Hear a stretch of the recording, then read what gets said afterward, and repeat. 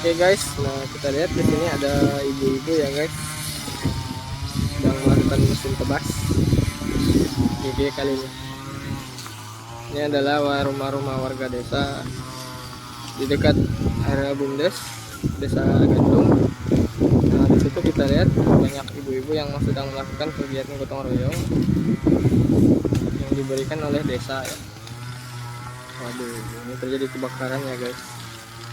Nah, panik ya guys, bapak-bapaknya panik guys.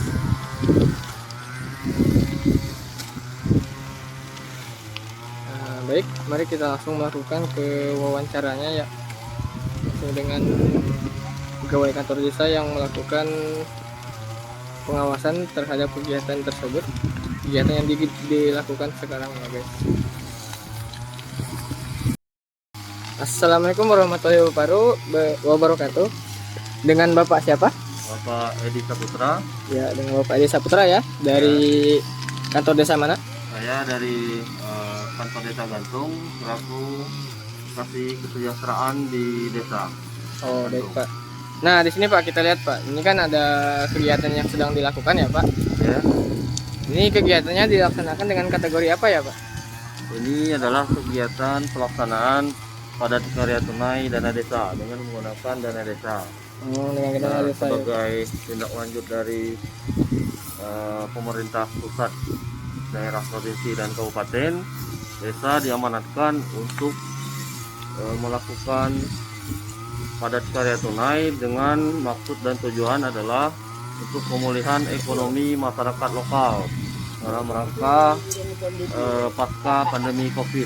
Jadi dana desa ini diprioritaskan salah satunya untuk pelaksanaan padat karya tunai yang langsung menyasar masyarakat yang berkategori masyarakat miskin, kehilangan mata pencarian, dan perempuan kepala keluarga. Nah, ya, Nah, seperti semoga yang kita lihat ya. dengan dana desa melalui program PKTD ini akan terbantu dan meningkatkan daya beli masyarakat. Oh, baik Pak, terima kasih Pak. Nah, di sini Pak jangka waktu yang digunakannya berapa lama ya Pak? Dan penggunaan dana desanya apakah langsung dari pusat atau dari dana desa sendiri? Untuk jangka waktu pelaksanaan PKTD ini, untuk hari ini kita rencanakan selama 3 hari dengan pekerja sebanyak 16 orang.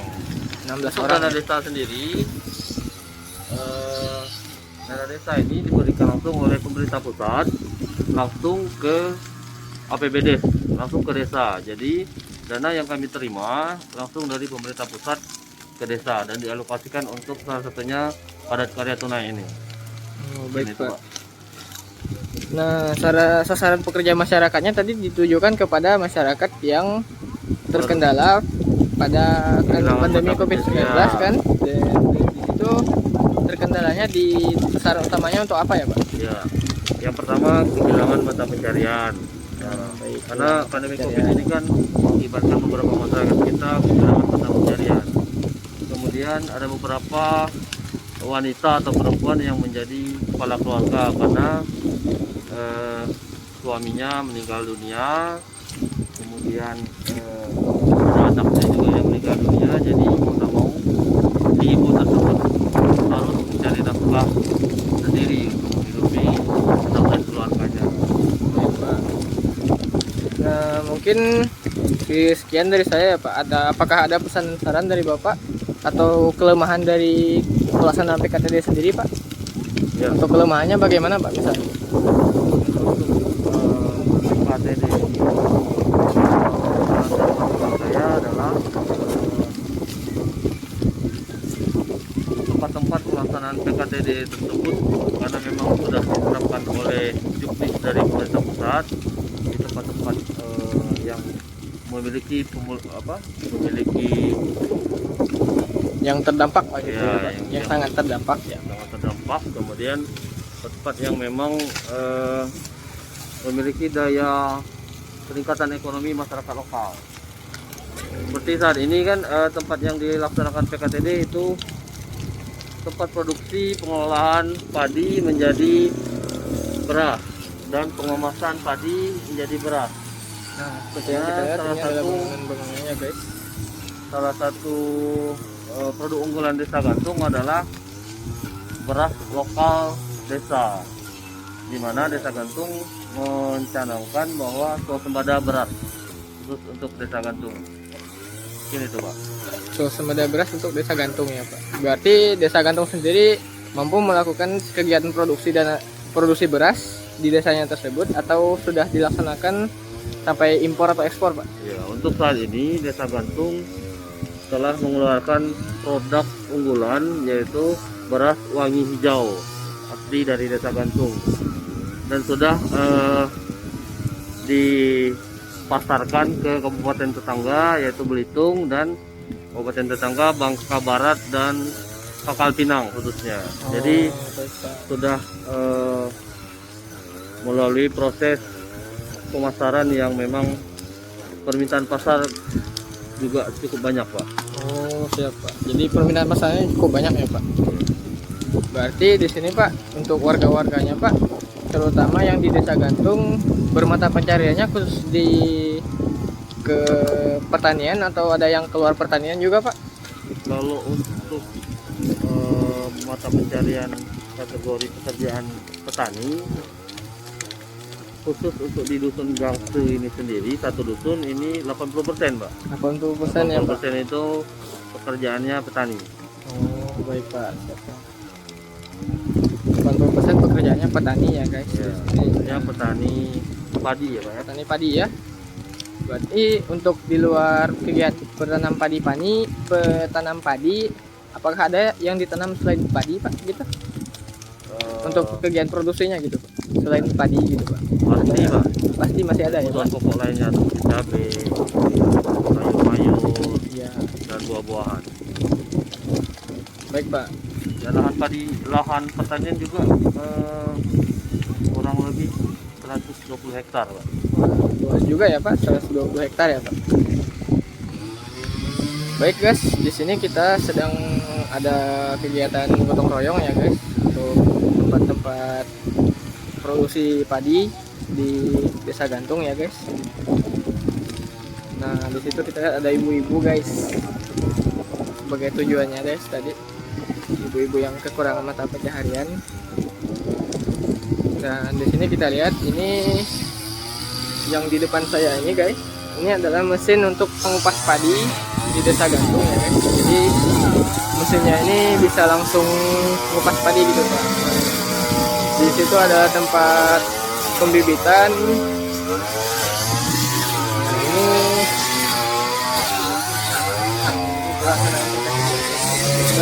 maaf ya guys agak berisik soalnya saya videonya dari handphone ya guys. Yuk Pak, terima kasih ya Pak. Mungkin sekian videonya dari saya ya Pak. Barangkali bisa di subscribe nanti ya Pak. Oke, boleh. Semoga ke depan dengan adanya dana desa langsung bisa menyentuh ke masyarakat dan meningkatkan pemulihan ekonomi masyarakat lokal khususnya. Amin. Baik Semoga Pak. kesejahteraan masyarakat terbantu dengan adanya dana desa. Siap. Terima kasih Pak dengan Bapak Edi Saputra tadi ya Pak. Ya. Dari Desa Gantung ya Pak.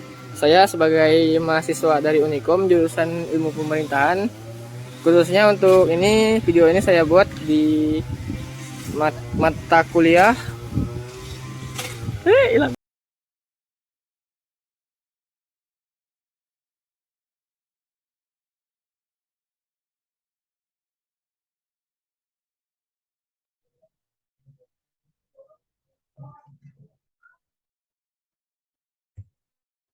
Assalamualaikum warahmatullahi wabarakatuh. Perkenalkan, nama saya Wahban Hilal. Saya adalah mahasiswa dengan prodi Ilmu Pemerintahan dari kampus Unikom atau bisa disebut dengan Universitas Komputer Indonesia. Dan di sini saya akan menjelaskan tentang keuangan desa. Nah, berawal dari keuangan desa itu dimulai dengan APBDes dan pengelolaan keuangan desa. Nah, dalam APBDes, perencanaan desa terbagi menjadi 3. Visi misi kepala desa, profil desa, dan Musdes atau bisa dibilang menjadi RPJMdes. Perencanaan desa. Perencanaan RPJMDes dibagi menjadi beberapa bagian. Dan tentunya dari RKPJDes menjadi APBDes atau bisa disebut dengan anggaran pembelanjaan desa. Nah, anggaran pembelanjaan pendapatan desa dan belanja desa, pendapatan menjadi satu sikon, yaitu satu sikon lingkaran bisa dibilang putaran roda ya. Pertama dari pendapatan, terus pembelanjaan, dan pembiayaan. Anggaran pembelanjaan desa, pendapatan, dimulai dari pendapatan asli desa, atau isinya dari bagi hasil BUMDes, pengelolaan tanah kas desa, atau pasar desa, swadaya masyarakat atau gotong royong. Pendapatan transfer ini dimulai dari dana desa, alokasi dana desa, bagi hasil pajak, retribusi, bantuan keuangan provinsi dan kabupaten. Pendapatan lain-lain yang sah adalah bantuan perusahaan, relokasi, kesalahan belanja, TA sebelumnya atau biasa disebut tahun sebelumnya atau bunga bank. Belanja menurut jenisnya, belanja pegawai, belanja barang atau jasa, belanja modal, belanja tidak terduga. Belanja menurut bidang, penyelenggaraan pemerintahan desa, pelaksanaan pembangunan desa, pembinaan kemasyarakatan. Pembinaan kemasyarakatan ini misalnya contohnya adalah untuk menjalankan Karang Taruna atau biasanya disebut dengan apa ya gitu bilangnya, hmm, pemuda desa lah gitu ya, organisasi desa, pemberdayaan masyarakat desa, penanggulangan bencana, keadaan darurat dan mendesak.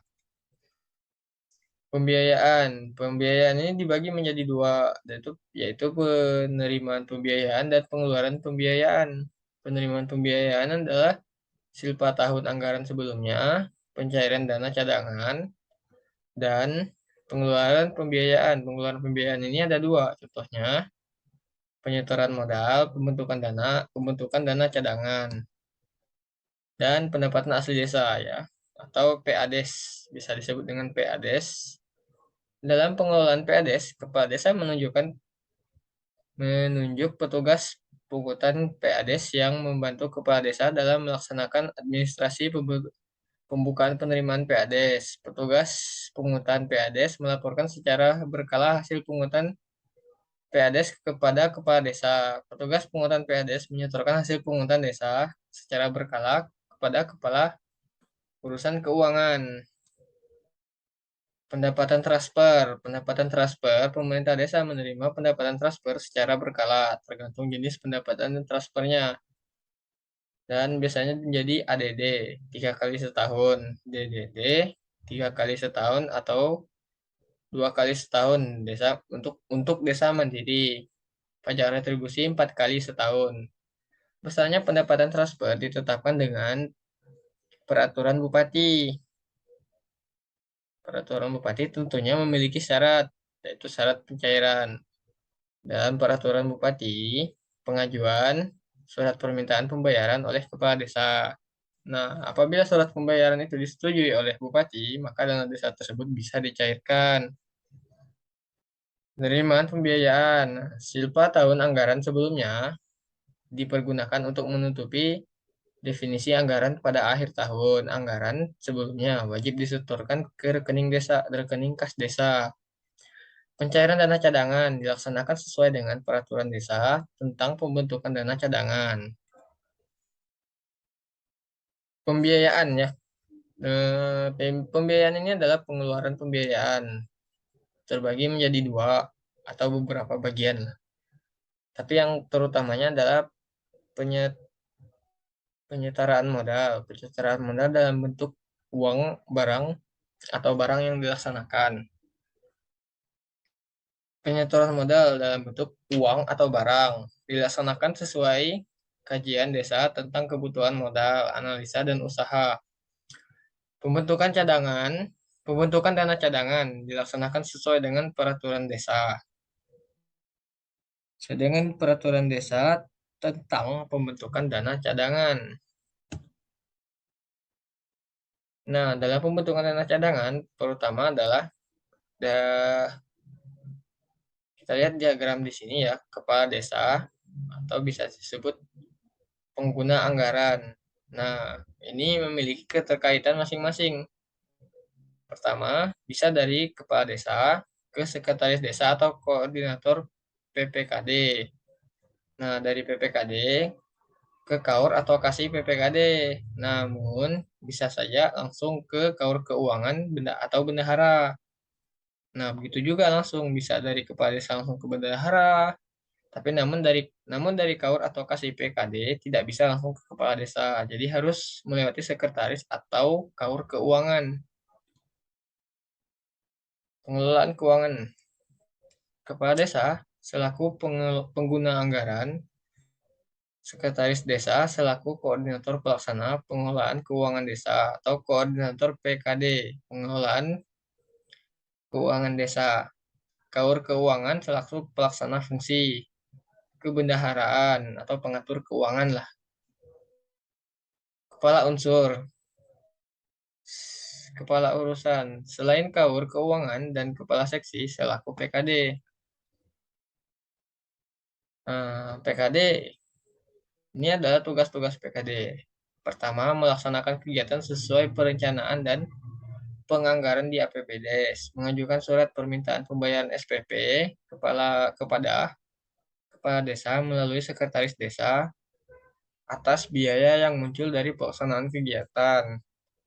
Nah, di sini tugas sekretaris desa. Tugas sekretaris desa adalah melakukan verifikasi atau SPP yang diajukan, mengomunikasikan kepada kepala desa apabila berkas SPP sudah lengkap dan sesuai dengan penganggaran. Nah, mulai dari kepala desa. Kepala desa menyetujui SPP. Nah, dari kepala desa kembali lagi ke KAUR keuangan. Tugas KAUR keuangan adalah menerima SPP yang sudah disetujui kepala desa, melakukan pembiayaan sesuai SPP, melakukan pemotongan dan penyetoran pajak atas transaksi belanja sesuai SPP, melaporkan pelaksanaan kegiatan, nah kegiatan kepada kepala desa secara berkala. Mungkin terima kasih untuk